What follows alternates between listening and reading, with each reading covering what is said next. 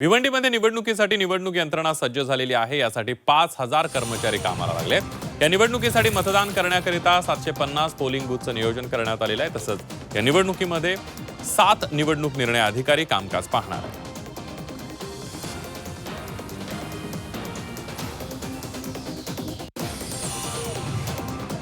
आगामी महापालिका निवडणुकीच्या पार्श्वभूमीवर भाजपमध्ये पक्षप्रवेशाचा धडाका सुरू आहे। काँग्रेसला सोडचिठ्ठी देत अनेक कार्यकर्त्यांनी भाजपमध्ये प्रवेश केलाय। आमदार संजय केळकर आणि आमदार निरंजन डावखर यांच्या उपस्थितीमध्ये हा पक्षप्रवेश पार पडला। मुंबईमध्ये नाताळ निमित्तानं 300 वर्ष जुन्या सेंट थॉमस कॅथेड्रलमध्ये राष्ट्रगीतानं कार्यक्रमाची सुरुवात करत आगळा वेगळा संदेश देण्यात आला। वाईल्ड व्हॉइसेस क्वायर इंडियाच्या सादरीकरणानं उपस्थितांना देशभक्तीचा अनुभव दिलाय। याचा व्हिडिओ सोशल मीडियावर व्हायरल झाला असून नेटकऱ्यांकडून मोठ्या प्रमाणावर कौतुक होत आहे। नवी मुंबई विमानतळाला दिबा पाटील यांचं नाव देण्यासाठी प्रकल्पग्रस्त आक्रमक झालेत। विमानतळाशेजारील चिंचपाडा गावामध्ये प्रकल्पग्रस्तांनी एकत्र येत हाताला काळ्या फिती लावून सरकार विरोधात निषेध नोंदवलाय। महापालिका निवडणुकांमध्ये आंदोलन स्थगित असेल तर निवडणुकीनंतर मंत्रालयावर धडकणार असल्याचं संयोजकांनी सांगितलं।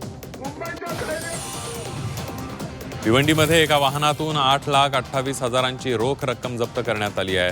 नदीनाका परिसरामध्ये आचारसंहिता पथकानं कारवाई केली आहे। जप्त केलेल्या रकमेबाबत समाधानकारक उत्तरं किंवा कागदपत्र सादर करण्यात आली नाहीये, त्यामुळे सदर रक्कम पुढील कायदेशीर कार्यवाहीसाठी निजामपूर पोलिसांकडे सुपूर्द करण्यात आली आहे। अमेरिकेमध्ये H-1B व्हिसा मिळवण्यासाठीची प्रचलित लॉटरी पद्धत आता इतिहास जमा होणार आहे। ज्या उमेदवाराकडे जास्त कौशल्य आहे, ज्या व्यक्तीचा पगार जास्त आहे, अशाच लोकांना H-1B व्हिसा मिळणार आहे। या निर्णयामुळे आता भारतासह जगभरातील कुशल कर्मचाऱ्यांना मोठा फटका बसू शकतो। देशातील 9 प्रमुख शहरांमधील घरांच्या विक्रीमध्ये 16% घट झाली आहे। पुणे, मुंबई शहरात घरांच्या विक्रीमध्ये मोठ्या प्रमाणावर घसरण झाली आहे, मात्र नवी मुंबईत घरांच्या विक्रीत 13% वाढ झाली आहे। बांगलादेशमध्ये युनूस सरकारला मोठा झटका बसलाय। बांगलादेशमध्ये सुरू असलेल्या हिंसाचारादरम्यान गृह खात्याच्या मुख्य सल्लागारांनी राजीनामा दिलाय। बांगलादेशच्या राष्ट्रपतींनी त्यांचा राजीनामा मंजूर केलाय। नक्षलवादाविरोधात कारवाईला जोरदार वेग आलाय। ओडिशामध्ये 3 नक्षलींना कंठस्नान घालण्यात आलंय। तिन्ही नक्षलींवर 23 लाखांचं बक्षीस होतं। यावेळेला नक्षलींकडून मोठ्या प्रमाणावर शस्त्र आणि जिवंत काडतुसं जप्त करण्यात आली आहेत।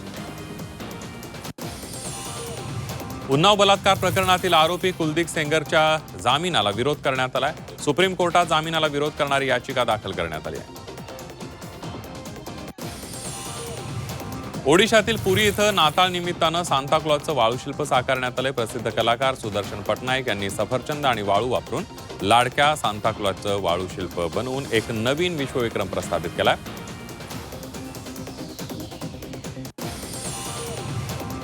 नक्षलमुक्त भारताच्या दिशेने एक महत्त्वाचं पाऊल टाकण्यात आलंय। ओडिशातील कंधमालमध्ये नक्षलींविरोधात मोठी कारवाई करण्यात आली आहे। केंद्रीय समिती सदस्य गणेश उईकेला कंठस्नान घालण्यात आलंय आणि यावेळेला झालेल्या चकमकीमध्ये आणखी 6 नक्षलवाद्यांना कंठस्नान घालण्यात आलंय।